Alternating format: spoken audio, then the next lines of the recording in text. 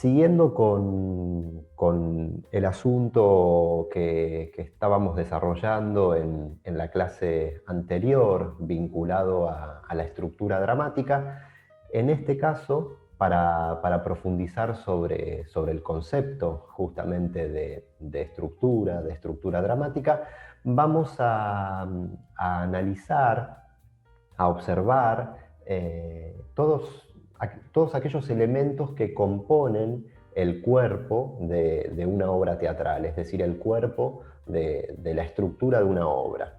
En la clase anterior hicimos una definición de estas dos palabras, de estructura dramática, y también realizamos asociaciones que nos permitían entender a partir de estos conceptos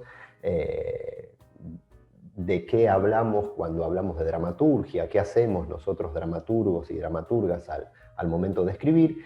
Y en este caso lo que vamos a hacer es observar los elementos que componen el cuerpo de una estructura al momento de leer una obra. Es decir, cuando nos sentamos a leer una obra de teatro, ¿cuáles son en general aquellos elementos que se suelen repetir en las obras de teatro? Por supuesto, atravesados tal vez por diferentes poéticas al momento de escribir, pero elementos que suelen estar, que suelen aparecer en general en todas las obras teatrales. Así que vamos a observar cuáles son esos elementos y a dar un detalle de cada uno, y por supuesto son elementos que iremos profundizando en mayor medida con el correr de las clases y de este curso. Así que en principio lo que tenemos aquí es una enumeración de lo que son estos elementos que componen el cuerpo de una obra, y podemos decir que por un lado las escenas serían uno de esos elementos que componen el cuerpo de una obra teatral, los diálogos también sería otro elemento, las acotaciones y didascalias, los personajes, la acción, el espacio y el tiempo donde sucede la acción, los puntos de inflexión, el conflicto y la tensión, y por supuesto el campo metafórico, el campo aludido, el campo poético. Vamos a ir observando en detalle cada uno de estos elementos. Y en principio tenemos las escenas, ¿no? Como bien tenemos enumerado ahí, tenemos por un lado las escenas. Las escenas en una obra de teatro permiten realizar esos cambios o saltos al momento de contar una historia, que pueden ser cambios o saltos temporales, espaciales o poéticos. Es decir, al momento de estar escribiendo una obra de teatro, en general las escenas se utilizan para generar un cambio en el tiempo, es decir, que el relato avance, tenga un salto hacia atrás o hacia adelante. También puede generar un cambio, un salto espacial, es decir, que la acción de la obra se desarrolle en diferentes espacialidades, y para dividir esta espacialidad se pueden utilizar las escenas, por supuesto, y también otro recurso por el cual se utiliza la división de escenas en una obra de teatro tiene que ver con los cambios poéticos, es decir, tal vez un autor o una autora está relatando algún universo poético, y para comunicar cierto contenido, cierta acción de la obra, independientemente de que haya cambios temporales o espaciales, decide provocar cambios de escena justamente para variar cierto contenido poético o de acción que tenga la obra.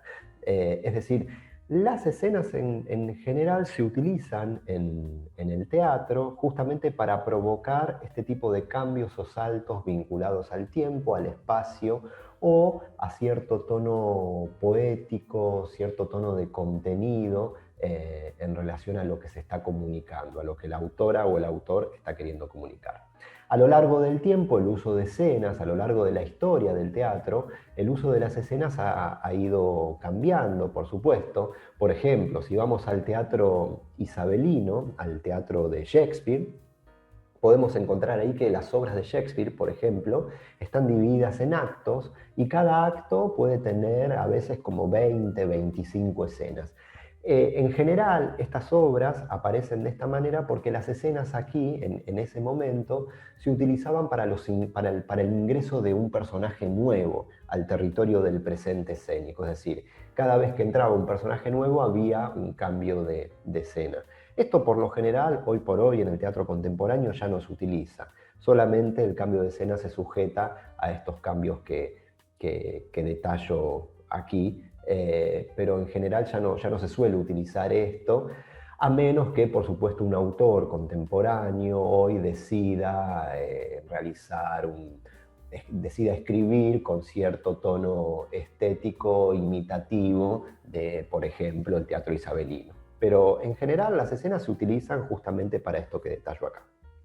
Por otro lado, otro de los elementos mencionados también son los diálogos, es decir, otra de los elementos importantes que compone la estructura del cuerpo de una obra es justamente el diálogo, el trabajo de la dialéctica. Nosotros que escribimos dramaturgia, trabajamos nuestro oficio, nuestro arte de la dialéctica, es decir, el arte de la interlocución entre los personajes, el diálogo. Y es así que acá, por ejemplo, traigo un ejemplo del Amante, una obra de Harold Pinter, autor inglés del siglo XX, donde se sucede este diálogo, ¿no?, entre dos de los personajes, Richard y Sara. Richard, sonriente, dice: ¿viene hoy tu amante? Sara: ¿a qué hora? A las 3. ¿Vas a salir o te vas a quedar en casa? Supongo que nos quedaremos. ¿No quieres ir a esa exposición? Sí, quiero, pero prefiero quedarme aquí. Bueno, tengo que marcharme. Entonces volveré como a las 6. Sí, que lo pases bien, eso espero. Adiós, adiós. Simplemente un ejemplo creo yo, uno de los grandes dramaturgos que ha dado el siglo XX y que justamente en el arte de la dialéctica, del diálogo, lo utiliza, lo trabaja, creo yo, de una manera muy, muy contundente, muy buena y que recomiendo en el caso de querer leer diálogos, leerlo a Pinter, porque tiene un manejo de la interlocución muy interesante, como un montón de otros autores, pero bueno, hago aquí un fragmento con uno de ellos. Entonces los diálogos, la dialéctica como otro elemento importante en la escritura, en el cuerpo de una estructura de una obra. Las acotaciones o didascalias, otro elemento importante, es decir, una obra de teatro, el cuerpo de la estructura de una obra, podemos decir que tiene dos patas fundamentales, dos elementos fundamentales que son el diálogo, la dialéctica, como lo vimos recién, y por otro lado, las acotaciones didascalias, que es aquella descripción que hace el autor, que acompaña y potencia y genera una comprensión de ese espacio, de esa acción que está realizando el personaje, que además de atravesarlo la locución del diálogo, lo atraviesa justamente lo que está haciendo en esa espacialidad que describe el autor. Y es aquí donde ingresa el significado de la acotación o didascalia, que son dos palabritas diferentes pero que refieren a lo mismo. Y aquí en este ejemplo, nuevamente seguimos con el Amante de Pinter, ya que lo incluimos en esta clase, vamos a continuar con esta obra, marcado en azul lo que corresponde a la acotación didascalia en una obra de teatro, ¿no? Dice: un hotelito en el campo, cerca de Windsor, arriba un dormitorio de 2 camas, abajo cuarto de estar y hall con salida a la calle. Richard está metiendo sus papeles en una carpeta, la cierra y pasa al hall. Sara está arreglando unas flores, él la besa y la mira sonriendo, ella también sonríe.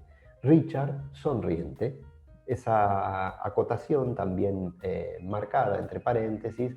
Las acotaciones se suelen colocar para hacer una descripción primaria del espacio en una obra de teatro y también intervienen en los diálogos, como por ejemplo aquí donde dice sonriente antes de que Richard tenga su primer texto. Entonces, Otro elemento importante en el cuerpo estructural de una obra, las acotaciones didascalias. Los personajes, como por supuesto otro elemento de enorme importancia, un signo de enorme importancia, uno de los más importantes por supuesto en términos teatrales, en términos de una obra teatral.